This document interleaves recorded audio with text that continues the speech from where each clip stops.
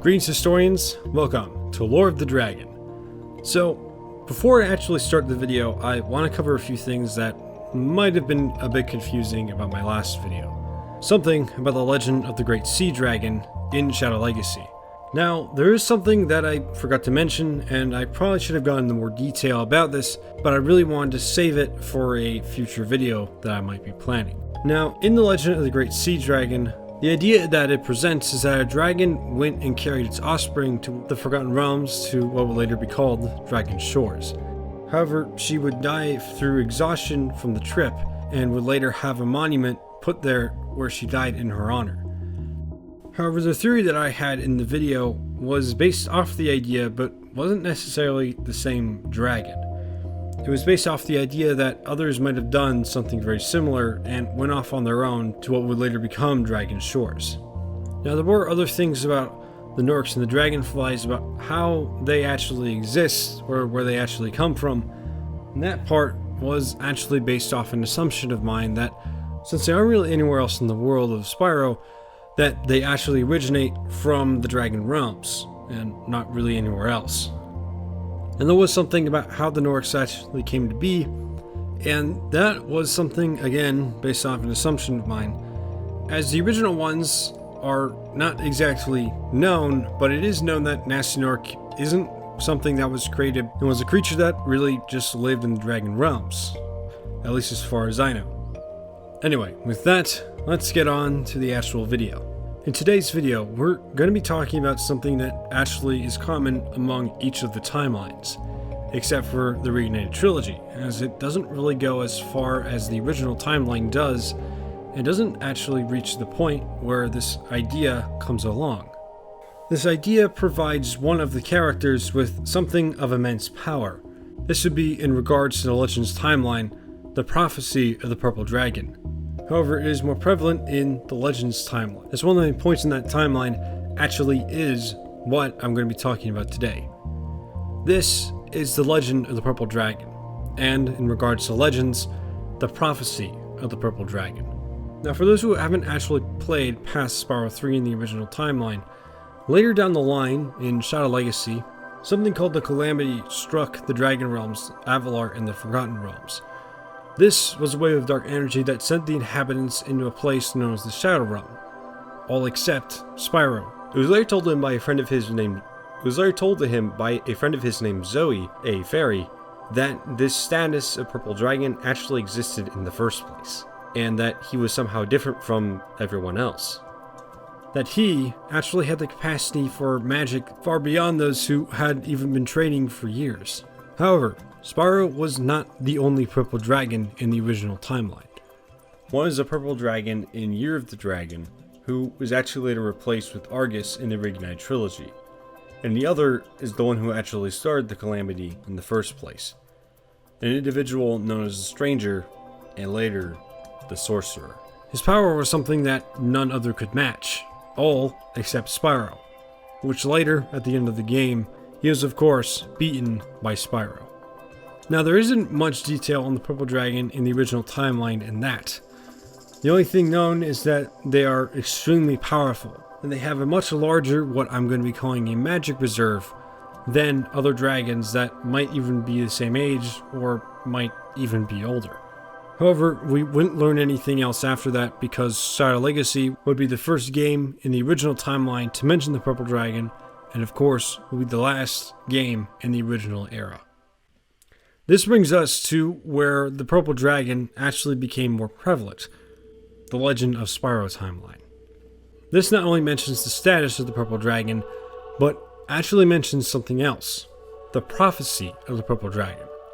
Now, there is a character in the Legend of Spyro that actually talks about the legend in the game. This would be a character that, while maybe not known by some, is known by the Legend of Spyro fans. And this is what he has to say on the legend itself. Because the prophecies spoke of a purple dragon, a dragon born only once every 10 generations. Now, along with the prophecy, the status of the Purple Dragon actually gives those who are a Purple Dragon the ability to harness all the elements, as opposed to normal dragons who only can have really one element. without the influence of something like Aether or Dark Aether. And if you want to know more about Aether and Dark Aether, I actually have a video covering that if you want to watch it.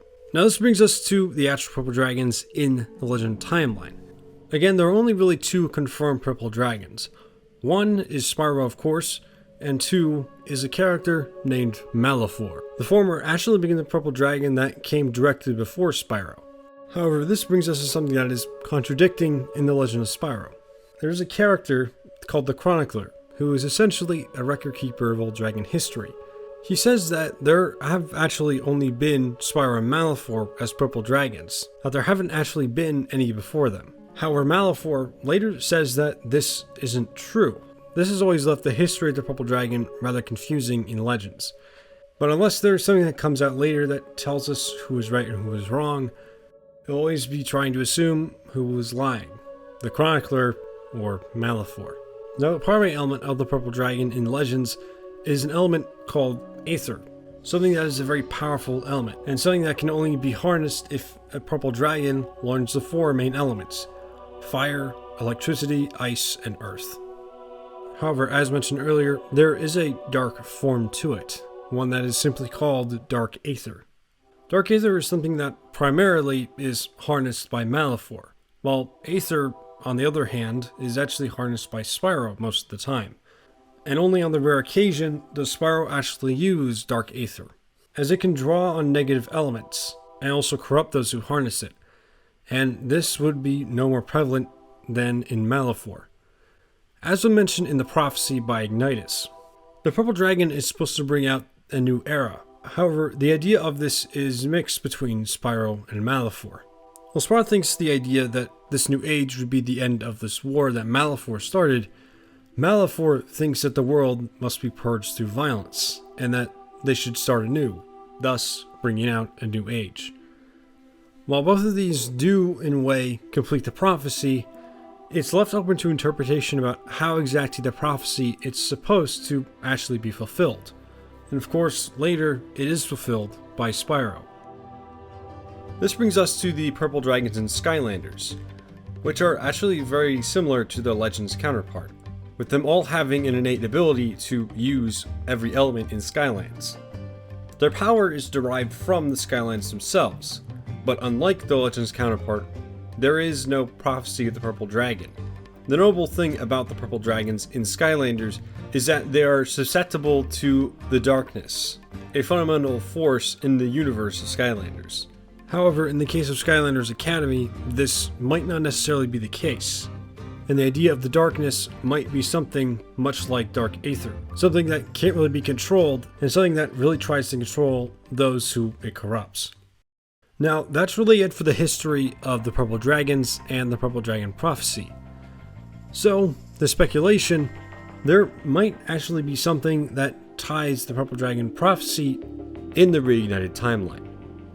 In Spyro 1, there's actually a dragon that mentions destiny to Spyro, and this actually might give some legitimacy to the purple dragon status or the legend actually coming back in this new timeline. However this is talked about by many people, it's a very good candidate for actually telling us that there is a prophecy somehow, and that the creators might actually use this to provide us with the prophecy, or at least the status of the purple dragon. Or maybe later on, there could be something in the Forgotten Realms or something in the Dragon Realms themselves that actually provides us with the legend itself or the status. And the status itself might bring upon the same thing that the other ideas did, which is to have the purple dragon able to harness the different elements. This idea could be implemented, but there could be others, something more inspired by legends. Something that says the purple dragon is supposed to save something or save someone, or even complete some task. We won't really know until the next game comes out, or something along the lines of a reveal for the new story comes about. If that happens, I'll make sure to make a video on it, which is almost a part 2 to this video, or even a part 3 to the Aether video. So if you want to, feel free to stick around the channel, and hopefully pretty soon we'll actually get to that video. Anyway, that'll be it for me. Hope to see you all in the next lore video. Stay safe, historians.